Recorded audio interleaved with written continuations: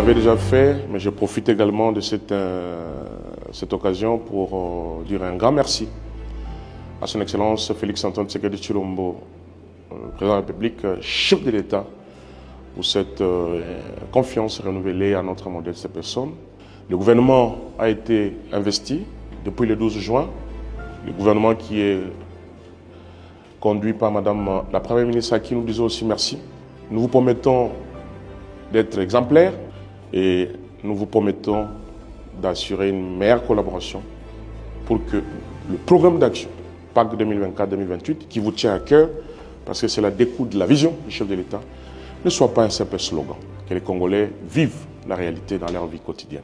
Et donc, puisque nous parlons de la réalité dans leur vie quotidienne, notre rôle sera de s'assurer que le peuple, soit directement, soit indirectement à travers les élus, puisse avoir la bonne information.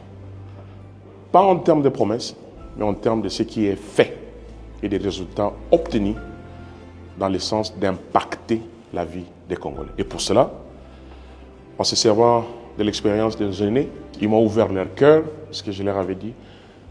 Dites-moi ce que vous avez bien voulu accomplir, mais que le temps avait fait défaut. Eh bien, ils m'ont livré leurs secrets. Malheureusement, je ne peux pas les livrer en public.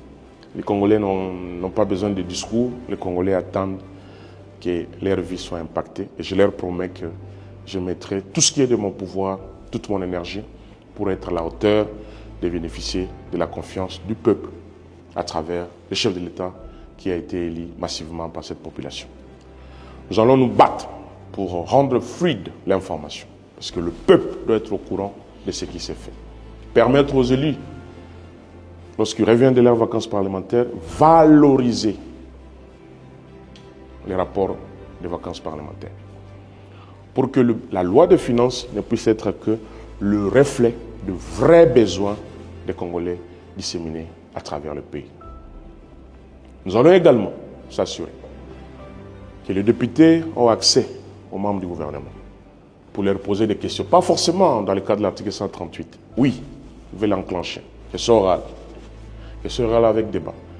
Mais nous allons innover en mettant en place un cadre. Je vais prendre dans les jours à venir un arrêté pour créer la session d'évaluation de l'action du gouvernement. Des élus sur un même plateau avec les membres du gouvernement. Généralement, les députés sont interviewés par des journalistes séparément.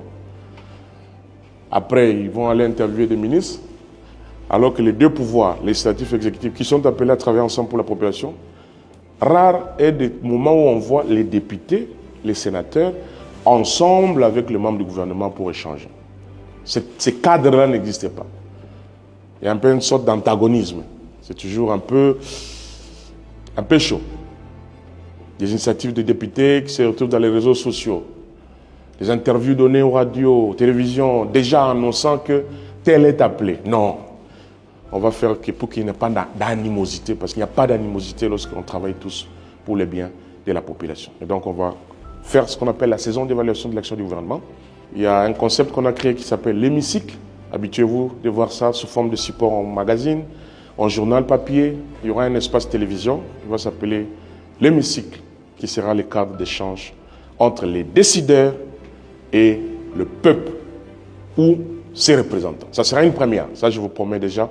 Je vois comment le débat va être roulé, parce que les parlementaires viendront avec la loi de finances, avec le programme d'action, avec le problème de leur circonscription, et le sectoriel devra dire ce qui est fait dans son secteur, dans la circonscription électorale de l'élu. Au moins, on va opposer la loi de finances aux réalités, les confronter aux réalités des terrains. Nous, c'est programme d'action, loi de finances, action sur terrain. Il faut que les représentants confirment que, oui, nous avons reçu des kits médicaux. Tel hôpital a été réhabilité. Nous ne viendrons pas pour dire non, nous planifions. Non, nous allons venir pour dire à Aketi, à Tshilenge, à Mbujimaï, on est parti de tel niveau de prise en charge médicale. Voilà le niveau atteint en termes d'équipement. Également, en termes de qualité, attention, des médecins. Et nous viendrons dans ce cadre qu'on appelle la session d'évaluation du gouvernement. Nous allons aussi nous pencher sur la question de la formation et de la mise à niveau. Nous allons proposer une académie. Pas seulement pour les élus, pour toute autre personne. C'est un peu comme l'ENA dans la filière administrative. Nous allons également proposer une académie qui va servir d'instrument scientifique. Ça, ce sera en collaboration avec ma collègue, la ministre de la Recherche scientifique, en jumelage avec des grandes écoles internationales comme, je ne vais pas dévoiler les noms ici, dès que le jumelage sera établi, nous allons donc vous en faire part. Nous allons également, en collaboration avec la présidence de la République, permettre d'avoir accès à la vulgarisation de toutes les lois. Ça ne sert à rien de voter des lois que la population elle-même ne comprend pas, que la population elle-même ne sait pas, même s'il y a un principe en droit qui dit « nul n'est censé ignorer la loi ». Mais il faut qu'ils connaissent. Lorsque les lois sont publiées au journal officiel, l'article 142 de la Constitution, alinéa 2, demande au gouvernement d'assurer la diffusion des textes de loi dans les 4 langues nationales. Donc, on doit avoir le code minier en Chiluba. Ce n'est pas moi qui l'ai dit, c'est la volonté du constituant, l'article 142. Le code minier en Chiluba, en Swahili, en Kikongo et en Lingala. Ne pas le faire, c'est une violation de la Constitution. Et donc le ministère des Relations avec le Parlement va s'occuper de ça parce que cela fait partie de nos attributions.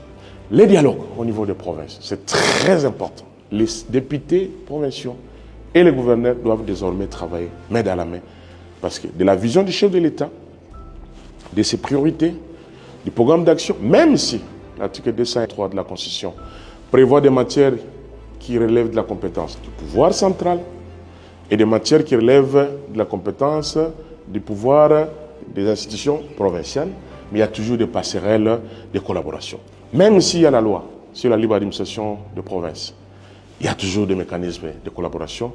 C'est de ça que nous allons assurer la bonne vie, la survie, la bonne marche des institutions de la République.